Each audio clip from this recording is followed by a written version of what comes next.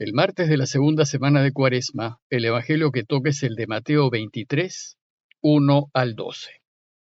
En aquel tiempo Jesús habló a la gente y a sus discípulos diciendo: En la cátedra de Moisés se han sentado los escribas y los fariseos.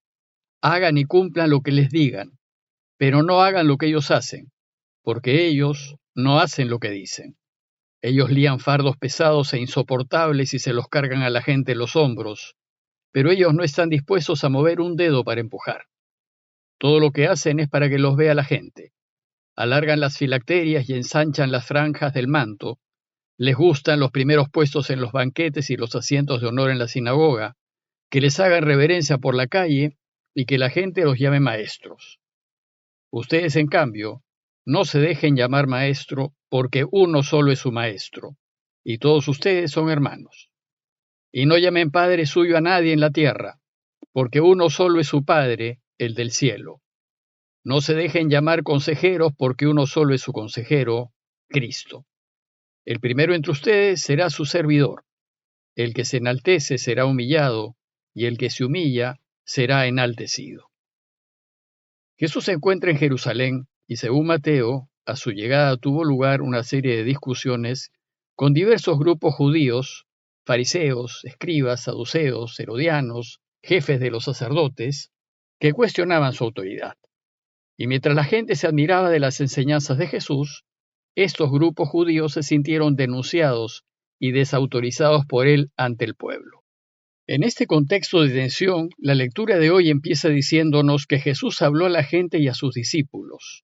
Se dirigió a ellos, y con esta introducción Jesús se dispone a iniciar una enseñanza que es el resultado o conclusión de las discusiones que han tenido desde que llegó a Jerusalén. Recuerden también que en esta segunda semana de Cuaresma la Iglesia nos invita a reflexionar en cómo hay que vivir para volver a Dios y ser felices. En el texto de hoy, Jesús nos enseña a no preocuparnos por las apariencias, sino más bien buscar pasar desapercibidos y usar la autoridad que tenemos en servicio de los demás. Y lo primero que dice a la gente y a sus discípulos es: en la cátedra de Moisés se han sentado los escribas y los fariseos. La cátedra, como les conté en alguna ocasión anterior, es el sillón o asiento desde donde los maestros enseñaban. Y en esta ocasión, Jesús denuncia que quienes se han arrogado la autoridad para enseñar la ley de Moisés, es decir, quienes se han sentado en la cátedra de Moisés, son los escribas y fariseos. Ellos pensaban que nadie, sino ellos, podían explicar e instruir al pueblo en todo lo referente a la alianza con Dios hecha por Moisés. Después de esta denuncia, Jesús le dice a los suyos: ustedes hagan y cumplan lo que ellos les digan, ya que están enseñando lo que manda la ley. Pues Deuteronomio 4:6 dice: guarden los mandamientos de la ley y practíquenlos, porque ellos son su sabiduría y su inteligencia a los ojos de los pueblos, que cuando tengan noticia de todos estos preceptos dirán: cierto que esta gran nación es un pueblo sabio e inteligente. Pero, les dice, no hagan lo que ellos hacen, porque ellos no hacen lo que dicen. Entre las cosas que hacían estos maestros de la ley y que no deben hacer los suyos, era interpretar la ley y añadir normas a su modo, acomodándolas a sus intereses. Jesús dice a los suyos que no interpreten ni acomoden la ley según su conveniencia, pues hacer esto distorsiona el espíritu de la ley. Y les da un ejemplo. Ellos, dice el texto, atan fardos pesados e insoportables y se los cargan a la gente en los hombros. Los escribas y fariseos obligaban a la gente a cumplir con una serie de exigencias que no eran voluntad de Dios, sino precepto de hombres. Eran añadidos de ellos para interpretar, según ellos, adecuadamente la ley. Bueno, pues el problema era que la única posibilidad que tenía la gente de aprender las enseñanzas de la ley de Moisés era asistiendo a las sinagogas, y toda la red de sinagogas de Israel estaba en manos de los fariseos, y lo que en ella se hacía era enseñar la interpretación farisea de la ley. Esta interpretación lo único que hacía era poner sobre los hombros de la gente una serie de pesadas exigencias y sacrificios que Dios no quiere. Esto lo hacían los fariseos para aumentar su control y su poder sobre la gente. porque ellos mismos no observan lo que dicen, o como dice el texto, ellos no están dispuestos a mover un dedo para empujar esas pesadas cargas, exigencias y sacrificios que imponen a los demás. Son pues una partida de inconsecuentes, porque lo que mandan hacer a la gente, ellos mismos no lo hacen.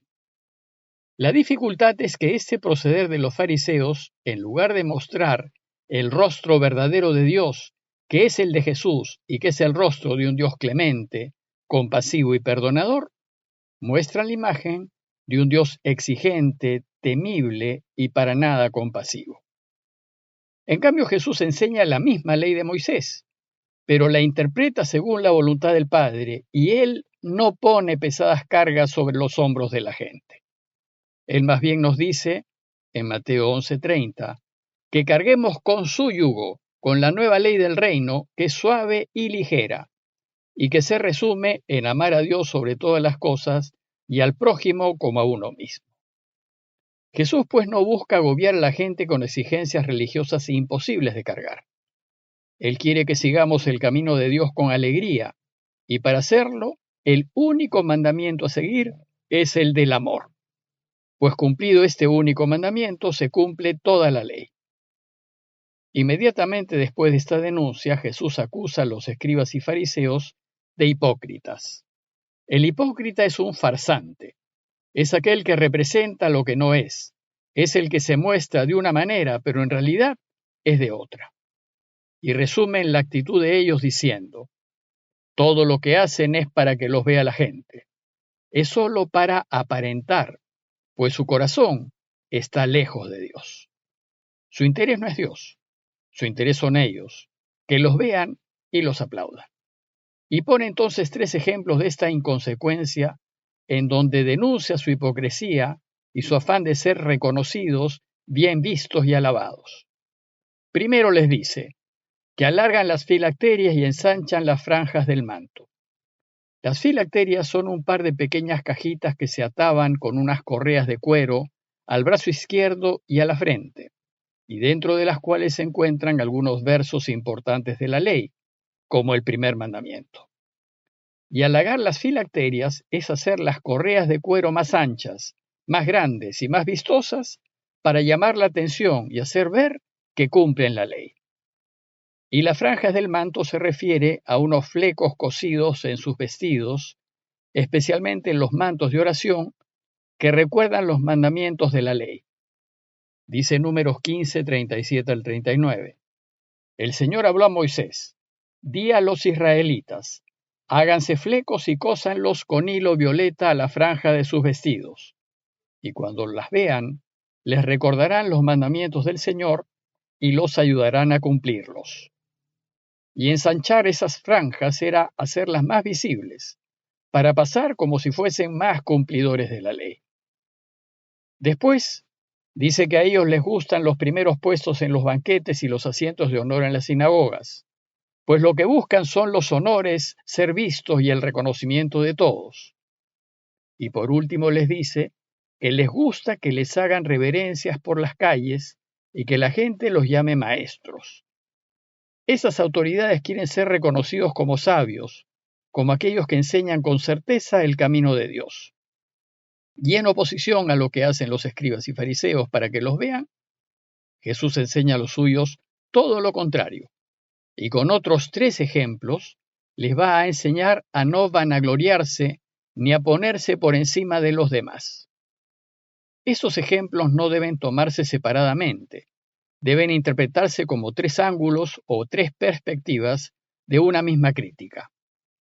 Primero les dice, ustedes no se dejen llamar maestro, porque uno solo es su maestro y todos ustedes son hermanos.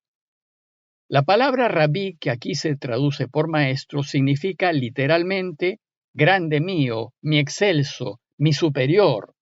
Era una alabanza muy grande. Segundo les dice, y no llamen padre suyo a nadie en la tierra, porque uno solo es su Padre, el del cielo. Este verso se suele malinterpretar porque se saca de contexto.